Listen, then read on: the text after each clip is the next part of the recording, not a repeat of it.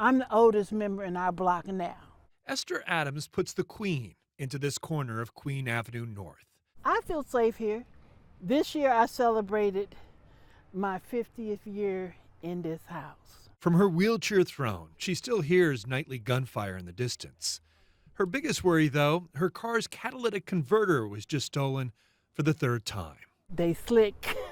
They wait until I pull my curtains and everything, and then it's gone.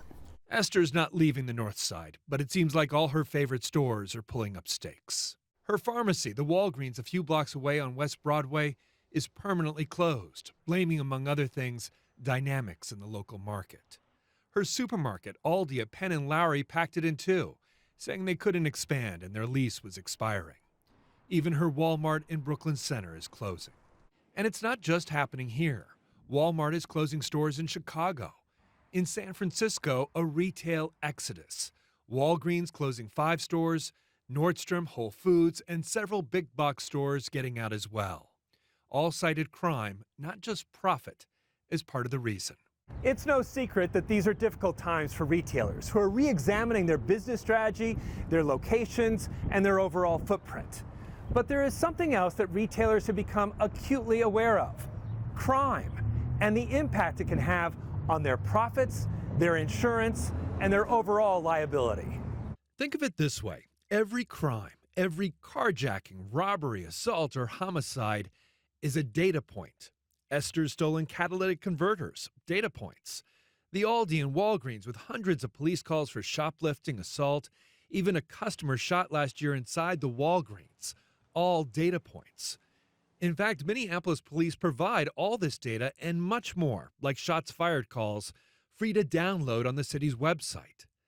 CoreLogic, based in California, is one of several companies turning data from 18,000 law enforcement agencies around the country into maps and ratings for retailers, insurance companies, and insurance underwriters. The company says it uses 120 proprietary models to crunch the numbers for its risk meter, giving Vegas-like odds for becoming a victim.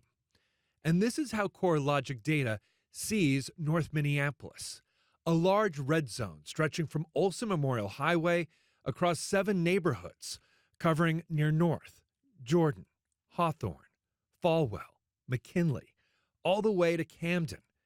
CoreLogic says the red zone means the area has up to 5 times the national average for property and violent crime. Crystal Porter is director of the West Broadway Business Coalition. So why is it that people cannot get funding to open up a business in North Minneapolis? And if that's the case, they're being told to not move there because of crime. I can see why that's happening, why we still have so many empty holes along our business corridor. And that's very frustrating.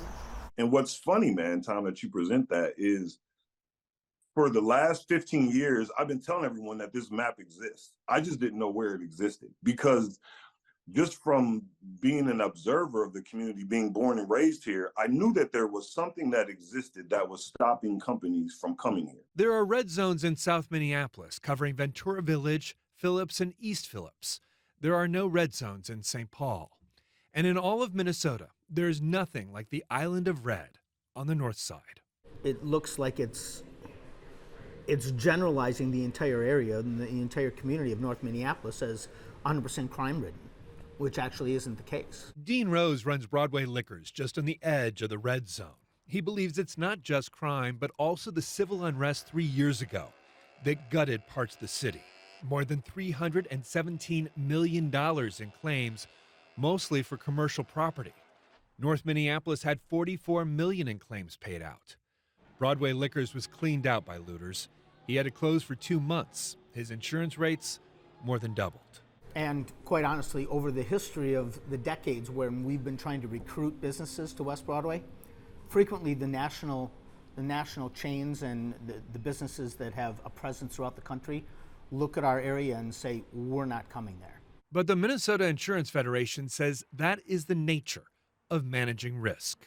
For a small business, though, single operator, sole proprietor, it could play a major role, because if you're in an area that's high risk, the insurer may say, look, in this neighborhood, we paid out a very large number of claims. The risk of paying further claims is very high.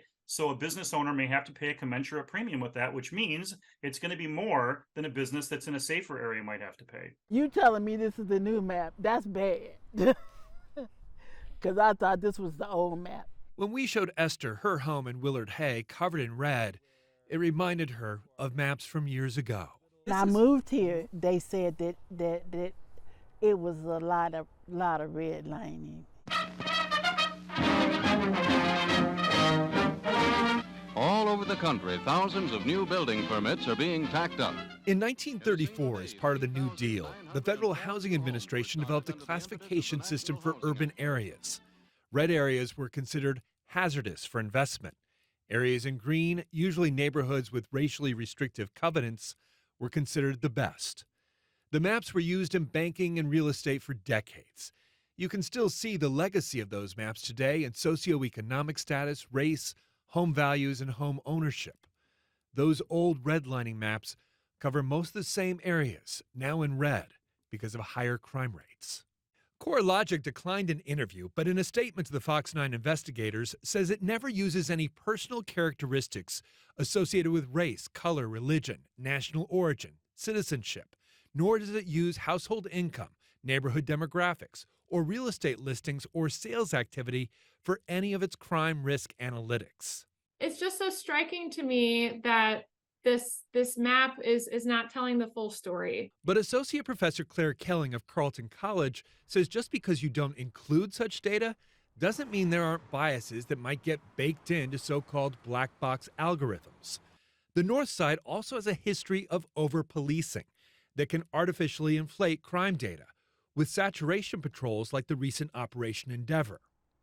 She also wonders about accuracy, because Minneapolis police, in an effort to protect crime victims, doesn't provide exact coordinates, instead placing the location of a crime in the middle of a block. When I first saw those maps, I just saw this one color for that whole community, and it was really striking to me compared to the policing data that I've been working with in that area as well. Her research and mapping shows the vast majority of crime on the North Side, both property and violent crime, occurs in a more densely concentrated area and a few street corners, known in the research as microplaces, with crime more densely concentrated in downtown Minneapolis than it is on the North Side. Walgreens on West Broadway is one of those microplaces, across from a liquor store that's been a magnet for trouble and surrounded by social services pulling outsiders into the area. Crystal Porter says it's an urban design problem. And then you can't be surprised when you have a bunch of crime happening in that corner. Say it with me, crime is down. Politicians are quick to take credit the moment crime goes down. And it's true, even on the North Side, crime is down in several categories. Income is also up, and so are home values. But the map is still red.